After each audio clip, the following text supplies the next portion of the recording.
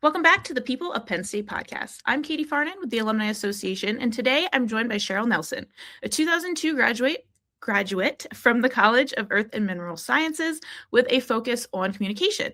She's a broadcast meteorologist and the founder and CEO of Prepare with Cher, where she educates on weather awareness and preparedness. Cheryl, welcome to the podcast. Hi, Katie. Thanks so much for having me. How are you today? I'm doing fantastic. Always excited to talk Penn State. How are you? Great. Let's get into it then, because you almost didn't come to Penn State. So tell us how you made the decision to come to Penn State and why you changed your mind.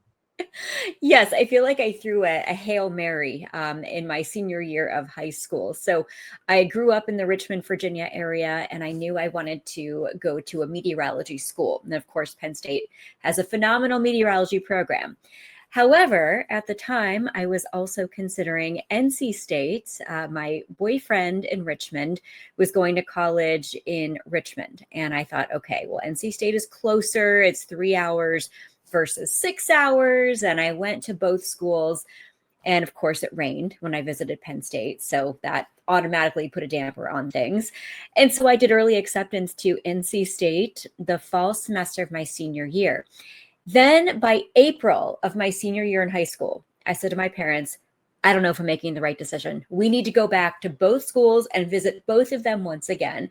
So my parents thankfully obliged, and they took me back to NC State and then back to Penn State. And the second time I visited Penn State, thankfully, was a beautiful sunny day. I got to tour the campus and really experience it. And I fell in love, and I did a last minute Hail Mary. I did the change, and that's the best decision I ever made. You know, you are not the first person on this podcast to tell us that they came on a rainy, gross day and they were like, I don't know, is this the right choice? And then they realized that it was, a rainy day in Happy Valley is better than anything. So yes, exactly. I'm just so glad my parents took me back to both schools twice. I've got some really good parents who, since they did that. Well, we're glad you made that choice. Tell us a little bit about your experiences while you were here. I loved Penn State. I said it was the best decision I ever made. And it really was. It felt like home. I wanted to go to a big school. I knew that. I knew that I wanted to go to a school where I didn't know anyone. I wanted a fresh start. And high school was fine, but I just kind of wanted to start over. And Penn State allowed me to do that with so many clubs and organizations, getting involved in a big campus. I got to know different people, different crowds, a whole new group of friends. And I found my obsession with college football. I didn't miss a football game while I was at Penn State. And I find the older I'm getting, the more obsessed I become with Penn State college football, which we can talk about later. But I just loved the experience. I loved the downtown area of State College, just the opportunities that were there, the beauty of the campus, the nature, everything about it, my mentors. It really is Happy Valley. We call it that for a reason. I feel like we should send this to admissions. They could be using this as yes. I am actually a volunteer college admissions advisor for Penn State. So I do go to college fairs. So you know your stuff. You know how to pitch. Perfect. Yes. So tell us about where you landed after graduation. So I knew I wanted to be a broadcast meteorologist. So senior year at Penn State, I went into the TV studio and I made a bunch of, back then it was VHS demo tapes. So I had to dub one tape after another of me doing my weathercasts, putting it together, mailing it out, snail mail, not links back then, to different news directors at TV stations around the country. And my husband, who I met at Penn State, we met in Tenor Hall in East Halls. We got married shortly after I graduated in 2002. He was in the Army. He did ROTC at Penn State, and he got stationed at Fort Drum in upstate New York, so near Watertown. So I thought, okay, I have to focus my search to the snow belt. All right. So I did that. And by some stretch of luck, I got a job offer in Syracuse, New York, at a TV station there as a meteorologist. And so we lived in the middle, 45 minutes each way. We lived in Oswego County, which as a meteorologist, I always wished for snow, and I did snow dances. I got more snow than I could ever want in my entire life while living in Oswego County for those 4 years and forecasting lake effect snow. But that's where we ended up. So you got your fill of snow then, and you're like, all right, that's enough. Yes. When you have 5 feet of snow from one lake effect snow event and it buries your car, trust me, you look at snow in a whole new way. I bet. Wow. Can't even imagine 5 feet of snow.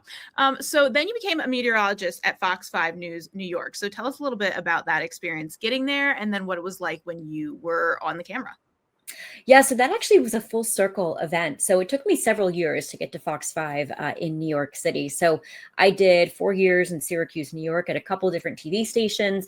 And then I moved back to State College to work at the AccuWeather Network. And I was there for a year. And it's a whole different experience. I lived in Bellefonte. Working there and living there as a recent college grad, wasn't a fan because I felt old because I was kind of in that in between. I wasn't fully an adult, but I wasn't a college student anymore. So I was in that weird middle ground there. So that was only a year. And then we moved down to Norfolk, Virginia, where, gosh, we've been since 2007. And I've worked at all 3 TV stations since then as a broadcast meteorologist, as a lifestyle TV host. And then eventually I started freelancing, and I did a few-month freelance stint at Fox 5 in New York City. And that was back in 2023, where I did the noon and 6 p.m. weather at Fox 5 in New York. And that was an aha, oh my gosh, full circle moment, because to work as a meteorologist in the #1 market in the country, New York City, living there for a few months, having my own apartment, was a dream come true. I can only imagine. That's like pinch me. Yes, You've I also, really did. you've also been featured on the Today Show, BBC World News, the Weather Channel. What are you most proud of in your career so far, just from the broadcasting side? We'll get into the other side of it in a moment here. Yeah, the broadcasting side, I would say, is probably getting to the top. That was always my goal when I was a student at Penn State. I said, okay, I wanted to get to a top 30 market. Well, I got into market #1. And then once I started my own business, Prepare with Cher, I focus a lot on preparing people, families, companies for all different types of weather, natural disasters, weather hazards. And the Today Show has had me on to talk about that. I do weather and travel preparedness as well, BBC World News, News Nation, Fox and Friends, ABC News, talking about just how to stay safe during inclement weather, especially during the holiday season. A lot of people travel, and then going into seasonal changes and hurricanes. And it's just really nice to be a voice and a face of weather preparedness and weather safety. So let's talk about how you came up with the idea to create this Prepared with Cher business, and why you were so passionate about sharing with people weather preparedness and why it's so important. It's a funny story, actually. I kind of went through this career crossroads after I left television news back in 2010. I decided to get out of TV. I didn't know if it was for me. I was kind of flailing, not knowing what I was doing. And so I worked as a DoD contractor for the U.S. Joint Staff for a few years. And then I decided, okay, I don't know if this is the right fit. So then I went into pharmaceutical sales. Talk about a 180. I tried pharmaceutical sales. I did that for a year going, I don't know about this. And then I did college admissions for a local university here in the Norfolk, Newport News, Virginia Beach area. Did that. And while I was there, I actually was competing in pageants. I've always done pageants. I was in the Miss Penn State pageant, and I won the title of Mrs. Virginia International 2014. My platform was natural disaster preparedness. And so I thought, oh my gosh, I've got a stage now in Virginia to go out and do appearances and raise awareness about weather hazards and natural disasters. I'm going to take this year to do that. So I ended up leaving that job at the college admissions university, and I focused on disaster preparedness. And then as the years went by after that, I said, this is my passion. I've talked about going back full circle, and this really brought me back to weather and television and broadcasting and communicating. And I decided to start Prepare with Cher in 2019. So your career had a lot of twists and turns, but you ended up back where you started, essentially, which is always great to see. And probably, your parents were like, okay, glad we got that meteorology degree. Oh, you don't even know. I think their heads were spinning, both of them. They were doing 360s when I left meteorology and TV for the first time. They're going, oh no, where is she going? She's flailing. And thankfully, I found my way back. So share with us some of your expertise in weather preparedness. What's a common mistake that people tend to make, and how can we be prepared for it? So sometimes people think, I think we all live in this mentality, if we're so busy, I'll do this tomorrow, I'll prepare tomorrow. Oh, I don't need to worry about this right now. And then all of a sudden, a hurricane is knocking at your door, or maybe it's a winter storm, and you're going, oh my gosh, I don't have anything in my disaster kit. I don't have non-perishable foods. I don't have enough water, first aid kit, flashlight, batteries. People start to scramble at the last minute. And the worst of it is when people think, oh gosh, it looks bad outside, I better go out and get these things. And then they get trapped, and then they get stuck in the storm. And then first responders have to put their lives at risk and try to rescue them. Some people will think, well, I'm not worried. People will save me. The localities will save me. The government will come to my rescue. Keep in mind, you, your family, and your neighbors may very well be your own first responders, especially following something like a tornado. And so that's something you have to realize too, is you have to be self-sufficient. I tell people, I teach for FEMA's National Disaster Preparedness Training Center. I travel around the country teaching people, and I say, you need to be self-sufficient for at least 3 days, maybe even a week to 2 weeks. You can't count on somebody coming right there to restore your power, to give you the things you need, especially if you have special needs and you rely on electricity to have things like medical devices or oxygen running, for example. So tell us a little bit about what your experiences have been with teaching those FEMA certified courses and the response from people. I'm sure they're very grateful to kind of have this knowledge in their back pocket, and it's probably things that they aren't thinking about. And then they hear it and they're like, oh, duh, of course I need to be prepared.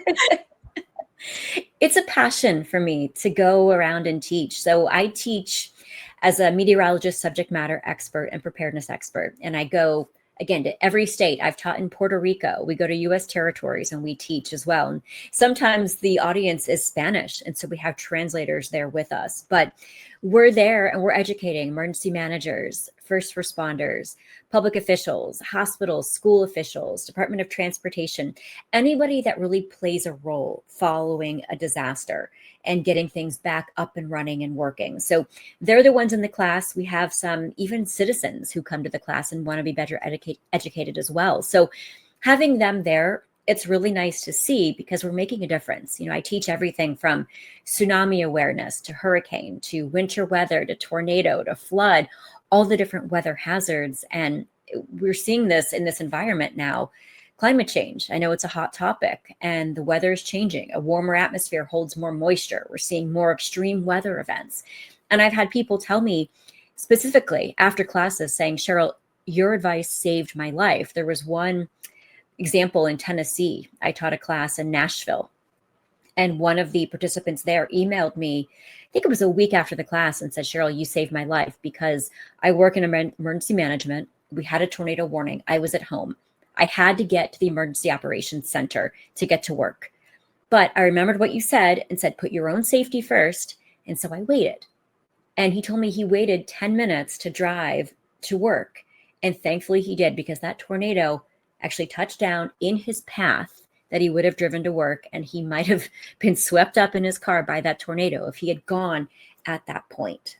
So when I know that my advice has personally potentially saved a life, that is what touches me right here, because I know I'm serving my community and I know I'm making a difference. And that goes back to the Penn State core values too, and just everything that Penn State and we are stands for. We're all in this together. And it has to be so rewarding to hear somebody say something like, you saved my life by just educating us and giving us that information. I'm still here today. So that probably is a great moment to hear all of your hard work is definitely paying off in doing that. Yeah, it's a feel-good moment because that's my job as a meteorologist, to save lives and property. Families, people, pets, their homes, all of it. That's what we do this for. That's why I created Prepare with Cher. And you're so passionate about it. So that definitely has to help people, become more engaged in these conversations, because sometimes education and going to seminars like that aren't always interesting. But how do you keep them interesting and engaging and making sure that your audience is listening and taking in all this information? Because clearly they are. You should see me in these classes. I bounce around, I'm bebopping around the room, and I'm just as animated in the classroom as I am right here. And in the classroom, I have to be even bigger because there's a lot of people in there. But I don't want people to go to sleep. I want them to listen. And I will run around the room and get people engaged and get people to stand up and clap and cheer. And I bring all of it. It's almost like we're at a football game sometimes. And one thing I always ask when I teach the class, after I say I'm a Penn State alum, I said, okay, are there any other Nittany Lions in here? Sometimes there are, and that's great. And when there are, I do a "We Are Penn State," and we go back and forth. The rest of the class looks at us bewildered.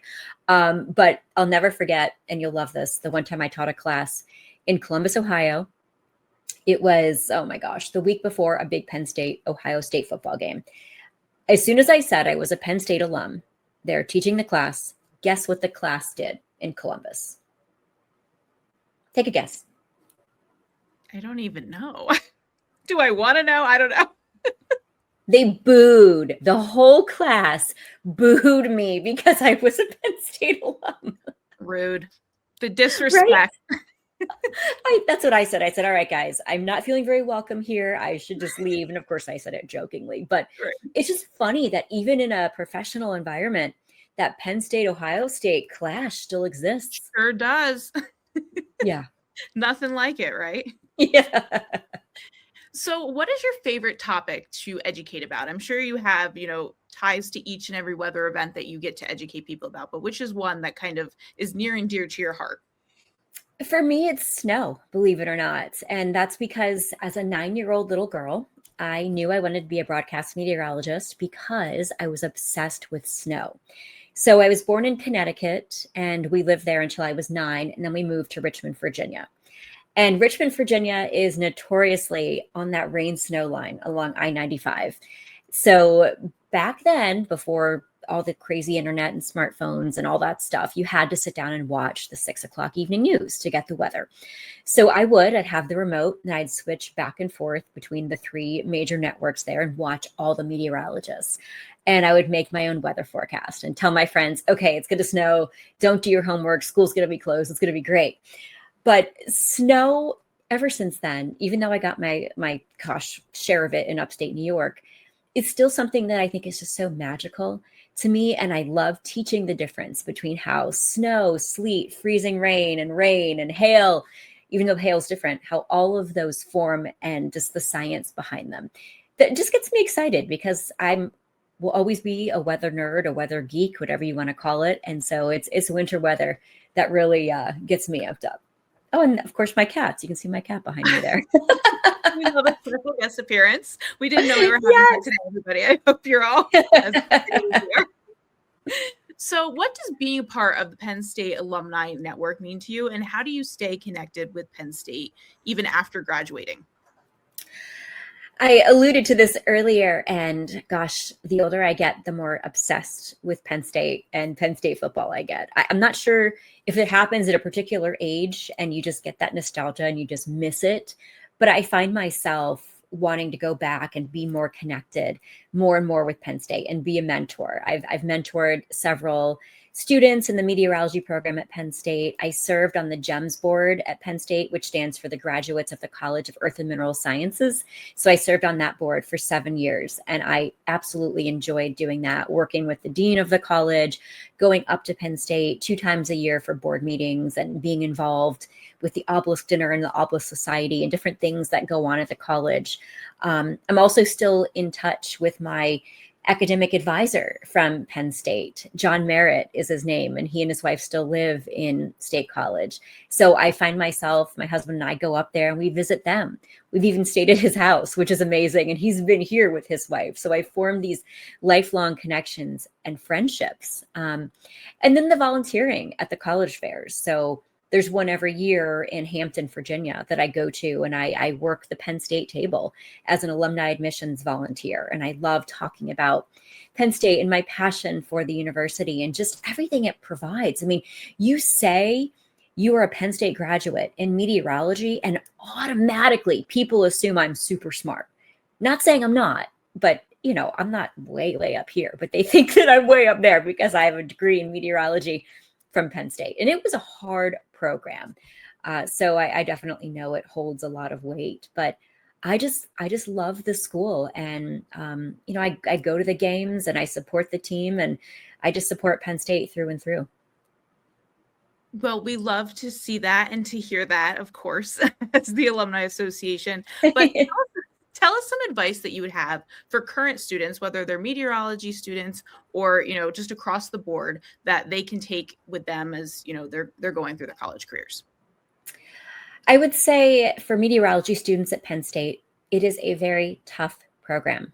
I did not know how hard it was going to be. The math, the calculus, the physics, the thermodynamics, the classes that you take, they are not easy. I went from being in the top 5% of my class in high school to all of a sudden being just average in the meteorology program at Penn State. So I would say know that going in. It's tough. You have to work hard.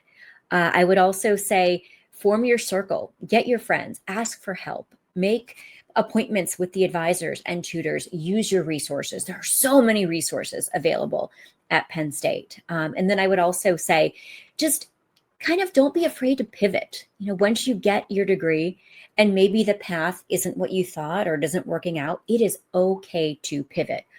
I've pivoted so many times. I've twisted, I've turned, I've gone full circle. Know that your path may not look like what you think it's going to look like. And that is completely okay. They say it's about the journey, not the destination. And I think that's true. I've learned that because I'm a planner. I prepare with Cher as my company. That's what I do. But I've learned you can't prepare for everything. Sometimes there's going to be surprises that jump out at you, and you have to be ready for it and just embrace it.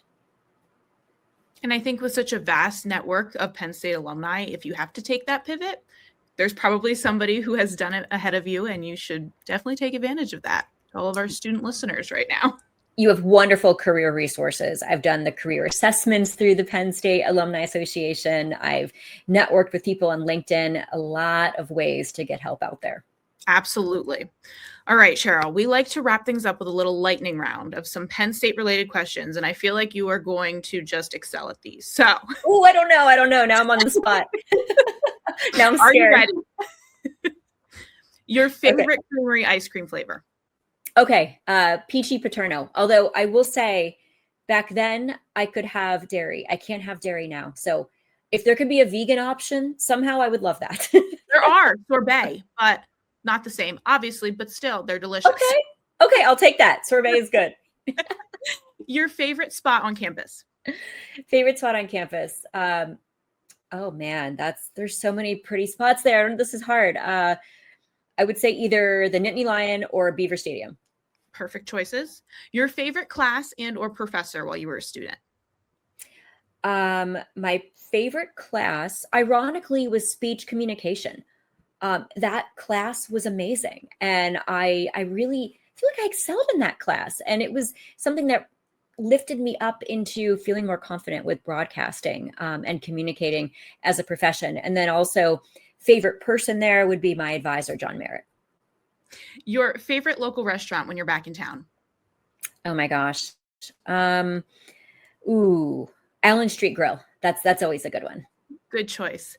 And last question, your most treasured piece of Penn State merch? Oh goodness. Oh man. That's hard. What is my most precious one? What do I have? Honestly, I'd probably just say my jerseys. I've got a lot of jerseys that I wear to football games. So that's what it would be. But gosh, these are fun questions. We make you think a little bit at the end there. I know you do. I've got a lion statue somewhere too. Ooh, that's a good one. Yeah, a little small one of those desk ones. I do like that. All right, Cheryl. Well, thank you so much for joining us today and helping us be a little bit more prepared as well for weather events. We hope all of our listeners were taking notes during this episode. This was so much fun. I really appreciate you having me on. Before we go, I've got to do this. We are Penn State. We are Penn State. We are Penn State. Thank you. You're welcome. Thank you so much to Cheryl for joining us today. And to all of our listeners, don't forget to rate, review, and subscribe so you never miss an episode. Special thanks to our guest relations coordinator, Abrielle Clark, and our graphic designer, Gabrielle Harris, for their work on this episode. If you're interested in hearing more alumni stories, check out the Penn Stater magazine. And for more information on the Alumni Association, visit alumni.psu.edu. We are.